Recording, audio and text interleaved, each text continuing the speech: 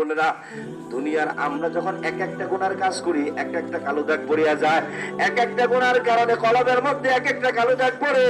আরে কালো দাগ পড়তে পড়তে পড়তে পড়তে এটা এমন হয়ে যায়, দুনিয়ার উদাহরণের সাথে দিলে একটা লোহা যদি মাটিতে রাখিয়া দেওয়া হয়, ওই লোহাটার মধ্যে মরিচা পড়ে কি পড়ে না? কথা বলে না? আরে আমরা যে সমস্ত কাপড় চোপড় পরিধান করি, এই শরীরে যে সমস্ত কাপড় ব্যবহার করি, কাপড়ের মধ্যে ময়লা পড়ে কি পড়ে না? আরে এই কাপড়ের ময়লা দূর করার জন্য সাবান সোডা পাউডার আছে না নাই? কথা বলে না?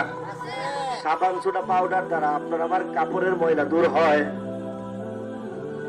লোহার মধ্যে জং ধরছে, কামার বেচারের কাছে নিয়ে গেলে এটাকে আগুনে পুরাই আর দিয়ে ঘুষিয়া এটার জং দূর করে দেয়। কথা কন ঠিক কিনা? কিন্তু আপনার আমার এই যে কলম গোষ্ঠের টুকরা, আর এখানে তো র্যাপ দিয়েও বসা যায় না, সাবান সোডা দিয়েও এখানে দৌত করার সুযোগ নাই।